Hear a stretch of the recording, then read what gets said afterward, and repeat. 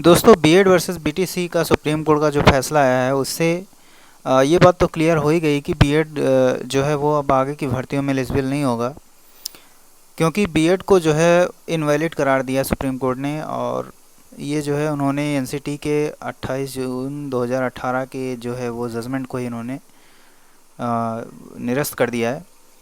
तो इससे जो है वो बीएड जो होगा वो अब आगे की भर्तियों में एलिजिबल नहीं होगा। इसके साथ साथ डाउट ये बनता है कि क्या वो जो इसके पहले की भर्तियां हुई हैं, जैसे 69,000 भर्ती हो गई और DSSB में एक भर्ती हुई है और काफ़ी सारी भर्तियां हुई हैं, क्या उसमें बीएड वाले जो प्राइमरी के लिए जो भर्तियां हुई हैं क्या उसमें अभी बने रहेंगे, एलिजिबल हैं कि नहीं है, बात करेंगे उस पर।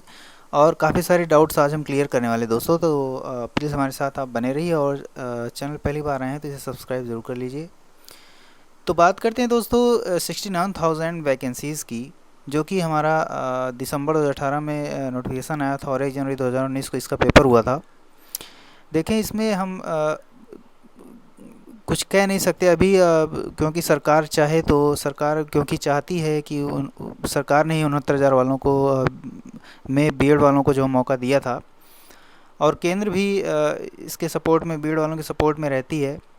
तो अभी हम कुछ कह नहीं सकते, क्योंकि जो सरकारें चाहती है वही होता है। अभी हम बस यही मान के चल रहे हैं। लेकिन जो सुप्रीम कोर्ट का आर्डर आया है उसमें सुप्रीम कोर्ट ने साफ इनकार कर दिया है कि जो है बीएड वालों को प्राइमरी में रखना ये आर्टिकल 21A के तहत बच्चों के मौलिक अधिकारों का उल्लंघन है, जो कि ये सुप्रीम कोर्ट हमेशा जो है बहुत बारीकी से जो पालन करती है मौलिक अधिकारों का, वो उसके ख़िलाफ़ कभी नहीं जाएगी। और जो है ये बहुत ही बड़ी एक परेशानी हो सकती है बीएड वालों के लिए कि वो जो है अब बीएड में बने रहेंगे और कैसे बने रहेंगे। ये सेम वही कंडीशन पैदा हो गई सुप्रीम कोर्ट के द्वारा, जैसे सुप्रीम कोर्ट ने कुछ दिन पहले अभी शिक्षा मित्रों के समाधान निरस्त किया था और जो नौकरी कर रहे थे बेचारे सारे बाहर हो गए। वही सेम कंडीशन अभी सुप्रीम कोर्ट ने जो है बीएड वालों के समक्ष पैदा कर दिया है। अब समझ में नहीं आता बीएड वाले कैंडिडेट बेचारे जाए कहाँ, लेकिन फिर भी उन्हें अभी निराश नहीं होना है, क्योंकि अभी सरकारें उनके साथ है और केंद्र और राज्य दोनों उनके साथ है। हो सकता है रिट पिटीशन डाल के वो कोई ना कोई रास्ता निकाल लें, तो आप लोग बिल्कुल निराश मत होइए। लेकिन दिक्कत ये है कि अब इससे जो है अगर बीएड बाहर हो गया तो जो है 69,000 की जो वैकेंसीज़ हुई थी उसमें भी अभी बीएड वर्सेस बीटीसी का जो मामला है वो पड़ा हुआ है। और वो इसलिए पेंडिंग रखा गया क्योंकि उसमें ये कहा गया था कि जैसे ही बीएड वर्सेस बीटीसी का मामला आता है और अगर बीएड बाहर होता है तो उसे भी इस भर्ती से बाहर कर दिया जाएगा। ये बहुत बड़ी दिक्कत वाली बात हो सकती है बीएड वालों के लिए।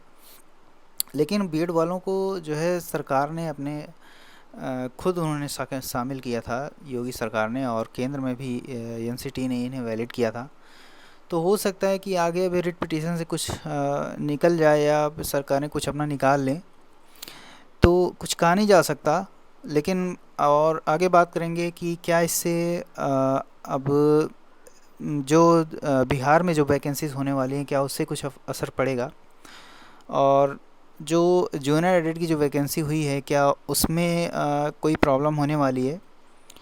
तो देखें, बिहार शिक्षक भर्ती जो होने वाली है उस पर इसका सीधा इफ़ेक्ट पड़ेगा, क्योंकि उस जो सीटेट का फॉर्म भराया गया है लोगों से उसमें साफ साफ जो है ये मेंशन है कि ये जो है सीटेट वाले तभी वैलिड रहेंगे जब तक ये बीएड वर्सेस बीटीसी का फाइनल ऑर्डर नहीं आ जाता। ठीक है, ऑर्डर आ जाएगा तो उसमें जो कुछ भी होगा उसके हिसाब से बीएड वालों को अंदर या बाहर रखने की बात की जाएगी।